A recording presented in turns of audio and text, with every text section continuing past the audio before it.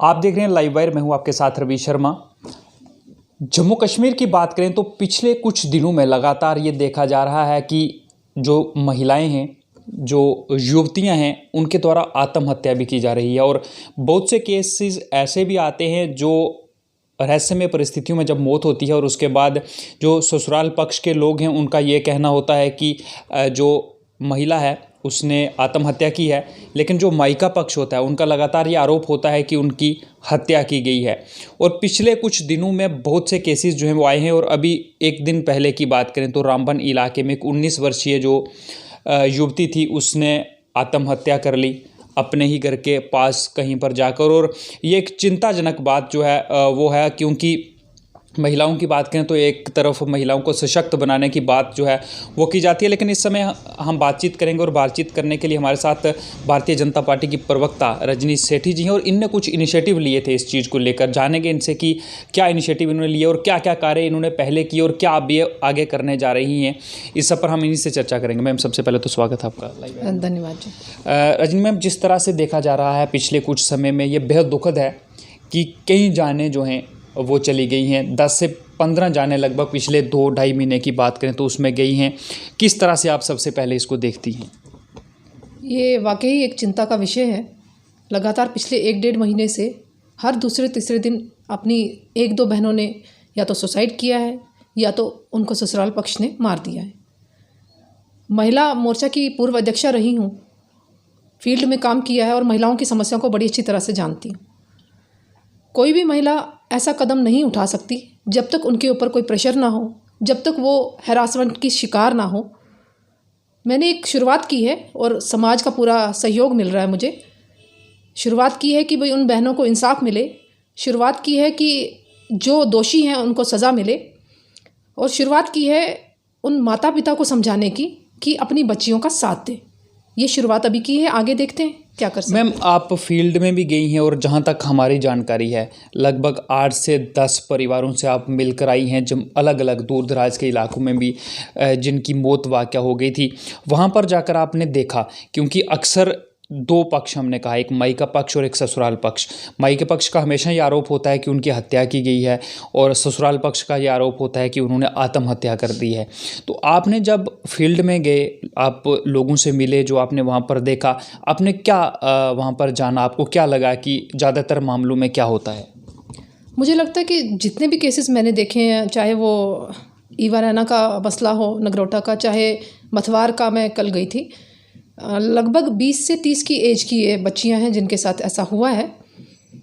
कहीं ना कहीं वो परेशान ससुराल में हैं और वो ससुराल की परेशानी मायके आके बात करती हैं, दबी आवाज़ में करती हैं। उनको लगता है कि माँ बाप को सुनाएंगे तो कहीं ना कहीं हम उनके इज्जत पे सवाल उठ जाएगा। अगर हम मायके आके बैठ जाएंगी तो माँ बाप कहेंगे कि बेटियाँ जो है ससुराल में अच्छी लगती हैं। वो दबी आवाज़ में अपने माँ बाप से बात करती हैं, वो थोड़ा बहुत उस बारे में ध्यान भी नहीं देते।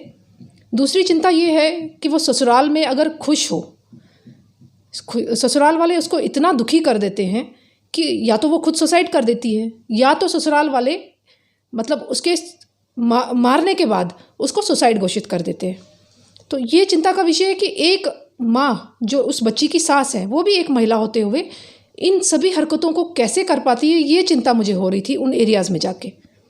मैम, जिस तरह से मायके पक्ष की अगर हम बात करें, पहले तो जो लड़कियां होती हैं जब ससुराल में होती हैं वो उन्हें तंग किया जाता है, प्रताड़ित वहाँ पर किया जाता है और वो बताती नहीं है मायके में। क्योंकि बहुत से केसेस में ऐसा भी देखा गया है कि उन्होंने बोला कि हमारी बेटी ने कभी हमें बताया नहीं, जब बताया भी तो काफ़ी देर से बताया। आप महिला अध्यक्षा रही हैं और काफ़ी काम आपने कश्मीर की बात करें, वहाँ पर जम्मू जो डिवीज़न है उस पर हमने देखा है। पीछे जाएं तो पहले तो बेटियों की बात करेंगे, क्योंकि जो बेटियाँ अपनी जान खो चुकी हैं, गंवा चुकी हैं, वो तो वापस नहीं आएंगी। लेकिन जो बेटियाँ हमारे माध्यम से आपकी आवाज़ सुन रही हैं, अगर उन्हें वहाँ पर प्रताड़ित किया जाता है, तंग किया जाता है, तो उनको क्या मैसेज आप देंगे कि क्या क्या करना चाहिए उनको शुरुआती दौर में ही? जब उनको लगता है कि ससुराल में वो एडजस्ट नहीं हो पा रही, अगर उनका हस्बैंड है वो बाहर कहीं इन्वॉल्व है या नशे का शिकार है, तो सबसे पहले उनको अपने पेरेंट्स से बात करनी चाहिए, अपने माता पिता से बात करनी चाहिए, कंसर्निंग पुलिस स्टेशन में बात रखनी चाहिए। अगर उनको लगता है कि वो आए दिन हाथ उठा रहा है उस पर, तो जब ऐसी एक्शन ना हो, खुद भी बोल्ड बनना पड़ेगा लड़की को, क्योंकि कितनी लड़कियों को पुलिस इंसाफ दिलवा पाएगी जब तक लड़कियां खुद नहीं सोचेंगी कि हमने इस जो हमारे साथ गलत हो रहा है उसका मुकाबला करना है, तब तक वो कुछ भी कर नहीं सकेंगी। तो मैम, माता पिता की बात करेंगे। कई बार बेटियां जो हैं वो आकर अपने मायके में बताती हैं, अपने भाई हों जो उनके माता पिता हों उनको बताती हैं, लेकिन माँ बाप उनको ये सलाह देते हैं कि हमारी रिस्पेक्ट है एक सोसाइटी में, आप यहाँ आ जाएंगी तो आप वहाँ पर एडजस्ट करें।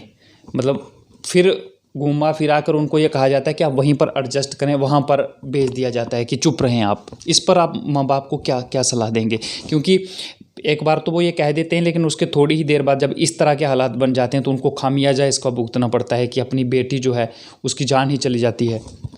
ये देखने को कल मुझे मिला, कुछ परिवारों में गई जो बहुत ही गरीब परिवार थे, वहाँ पर वो कह रहे थे कि काश हमने उस समय उसकी बात सुन ली होती, हम समझ पाए होते कि बच्ची हमारी इतनी दुखी है। तो माँ बहुत मतलब भावुक हो रही थी, रो रही थी कि भाई हम उसकी बात समझ नहीं पाए, बाद में ससुराल पक्ष ने उसको मार के फेंक दिया। तो उनको मैंने आश्वासन तो दिया, क्योंकि मैं कोई वकील तो हूँ नहीं, मैं कोई जजमेंट दे नहीं सकती। मैं सांत्वना बढ़ाने के लिए, उनकी हौसला बढ़ाने के लिए बच्चियों को उस एरिया में जा रही हूँ, ताकि उनको जागरूक कर सकूँ कि जो आपके राइट्स हैं, जो आपको कानून के दायरे में जो आपको फैसिलिटीज़ दी गई हैं, चाहे वो केंद्र सरकार ने दी है चाहे प्रदेश सरकार ने दी हैं, उन फैसिलिटीज़ का फ़ायदा उठाएं। शुरुआती दौर में ये माता पिता को सुनाते हैं, तो माता पिता को भी फ़र्ज़ बनता है कि उस पर एक्शन करें। उसको, बच्ची को ना बोलें कि भाई तुम शांत रह के ससुराल में रहो, तुम इस चीज़ को बर्दाश्त करो। जब ये चीज़ आप बोलना शुरू हो जाएंगे तो बच्चियां कहीं ना कहीं हिम्मत हार जाती हैं। और ख़ासतौर से गरीब परिवार की जो बच्चियां होती हैं, उन्होंने दुख देखा होता है मायके में, वो सोचती हैं कि अगर हम वापस जाके रहेंगे हमारे माता पिता की इज्जत ख़त्म हो जाएगी, इसीलिए वो समझौता कर जाती हैं उस मसले से। तो कहीं ना कहीं उनकी जान उनको गंवानी पड़ती है। बात करेंगे पुलिस की। जब ये घटनाएं होती हैं, पुलिस वहाँ पर आती है, मामले दर्ज हो जाते हैं, कोर्ट में केसेस चलते हैं, लेकिन कुछ समय के बाद वो अपराधी छूट जाते हैं। उस तरह की सज़ा उनको नहीं मिल पाती कि दूसरे लोग जो हैं मतलब वो इससे सीख लें, ताकि दोबारा कोई इस तरह की घटनाएं जो हैं वो ना घट पाएँ। आपको क्या लगता है कि जांच सही तरह से नहीं हो पाती, जब मामले जो हैं वो अच्छी तरह से दर्ज नहीं हो पाते हैं, जब पुलिस अपना काम सही नहीं करती? इस पर आप क्या कहेंगे? क्योंकि आपने तो सब लोगों से बात की, आपने वहाँ पर जाकर देखा होगा, आप फैमिली से मिले, सारी बात आपने सुनी, इस पर आप क्या क्या कहेंगे? जो मुझे देखने को मिला ग्राउंड लेवल पे, जो मैक्सिमम जो घोषित किए गए सुसाइड के केसेस, शुरुआती जांच में ही उसकी जांच ठीक से नहीं हुई। जिस समय वो कंसर्निंग थाने में वो केस दर्ज होता है, क्योंकि मायके वाले तो बेचारे उस समय उस दशा में नहीं होते कि पुलिस स्टेशन वाले क्या लिख रहे हैं, कौन सी दफ़ा लगा रहे हैं, उनको उस समय वो होश नहीं होती, क्योंकि उन्होंने बेटी गंवाई होती है। और ससुराल पक्ष के लोग, अब मैं ओपनली आप मीडिया के भाइयों से बोलना चाहूँगी, ससुराल पक्ष के लोग पुलिस के साथ मिलकर ऐसी दफ़ा लगाते हैं जिससे उस लड़के को सज़ा नहीं मिल पाती। चार्जशीट ही ऐसी दाखिल होती है, क्योंकि उस चार्जशीट में ऐसी दफ़ा लगी होगी तो सज़ा मिलेगी कहाँ। कल एक केस मैंने देखा जिसमें लड़की के शरीर पे ऐसे निशान थे कि मैं कह सकती हूँ कि उस पर दफ़ा 302 लग सकती थी, मगर उस पर दफ़ा 304 लगाई गई थी। तो मुझे लगता है कि जब वो शुरुआती जांच ही ख़राब हो गई है तो कोर्ट में केस वीक पड़ जाएगा और कहीं ना कहीं वो अपराधी छूट जाएगा। इसके लिए भी हमारी कानूनी कार्रवाई सख्त होनी चाहिए, ताकि उन बच्चियों को संदेश मिले जो कहीं ना कहीं हिम्मत हार जाती हैं, जिनको ससुराल वाले दुखी करते हैं। उनके ससुराल वालों को पता लगे कि हम कहीं पे भी अपने बेटे को बचा नहीं सकेंगे अगर हमने अपनी बहू को मारा। ये हिम्मत करनी पड़ेगी। मैम, अगर कोई बेटी, कोई युवती, कोई महिला परेशान है, उसे प्रताड़ित किया जा रहा है, वो अपनी फैमिली में बात नहीं कर पा रही है, और आपने एक अच्छा इनिशिएटिव लिया है कि आप जागरूक करेंगे उन सब बेटियों को, आपकी सहायता अगर कोई लेना चाहता है तो आपसे किस तरह से कांटेक्ट कर सकता है? मैंने आज से पहले भी लगातार 3-4 इंटरव्यूज़ में ये ओपनली बोला है कि माता पिता से बात करें, माता पिता से बात करके पुलिस स्टेशन में करें। अगर तब भी आपको लगता है कि नहीं कुछ हो रहा, मैं 24 घंटे उनके लिए तैयार बैठी हूँ। वो कभी भी मुझे कॉल कर सकती हैं। मैं उनको ये आश्वासन दूंगी कि भाई मैं उनकी मदद करूंगी, जहाँ तक हो सकेगा मैं उनकी पूरी हेल्प करूंगी। उनको जागरूक करने के लिए, उनकी राइट्स को उनको बताने के लिए और बोल्ड बनने के लिए उतनी मैं मदद कर सकती हूँ। बाकी जहाँ तक वो कहेंगी मैं उनकी पूरी सहायता करूँगी। वो 24 घंटे मुझे कांटेक्ट कर सकती हैं। एक आखिरी क्या मैसेज आप इस देश की बेटियों को, जहाँ तक आपकी आवाज़ जा रही है, क्योंकि ये लाइव प्रोग्राम जो है वो बहुत दूर तक जा रहा है, लोग इसको देख रहे हैं, एक बार फिर से अंत में आप उन बेटियों से क्या अपील करेंगे? क्योंकि जान एक बार चली जाए तो वो वापस नहीं आती है। अगर उन्हें प्रताड़ित किया जा रहा है और इस देश में हमारे देश के प्रधानमंत्री भी बार बार जब अपना संबोधन करते हैं तो वो कहते हैं कि हम महिलाओं को सशक्त बनाएंगे, बहुत से ऐसे कानून जो हैं वो लाए गए हैं, बहुत सी ऐसी स्कीमें जो हैं वो यहाँ पर लाई गई हैं, लेकिन हिम्मत हार जाती हैं बेटियाँ और एक बार जब जान चली जाती है उसके बाद वो दोबारा नहीं आ सकती। क्या मैसेज आप एक बार फिर से अंत में देंगे इस देश की बेटियों को? मैं अपने जम्मू कश्मीर की बेटियों को सबसे पहले मैसेज दूंगी, क्योंकि सबसे ज़्यादा केसेस अगर हुए हैं हमारे जम्मू कश्मीर में हो रहे हैं। पूरे देश में बच्चियों का सम्मान हो रहा है और हमारे यहाँ बच्चियों के साथ अपमान हो रहा है। मैं बच्चियों से ये कहना चाहूँगी कि वो बोल्ड बने, हिम्मत रखें। अगर ससुराल वाले उन्हें दुखी करते हैं, इनिशिएटिव लें। ऐसा कहीं पे भी मुझे लगता है कोई कानून नहीं है कि उनको मुक्त करेगा। उनके ससुराल वालों को अपने माता पिता से बात करें और इतनी सेल्फ डिपेंडेंट बने कि अपने डिसीजंस खुद ले सकें। ठीक है, 2 बार 3 बार ससुराल वालों को देखें कि एडजस्टमेंट हो जाए। अगर लगता है आपको कि नहीं हो पा रही तो अपने मायके में जाके बात करें, माता पिता से बात करें। और माता पिता का भी फ़र्ज़ बनता है कि अपनी बच्ची की बात को समझे, बात माने।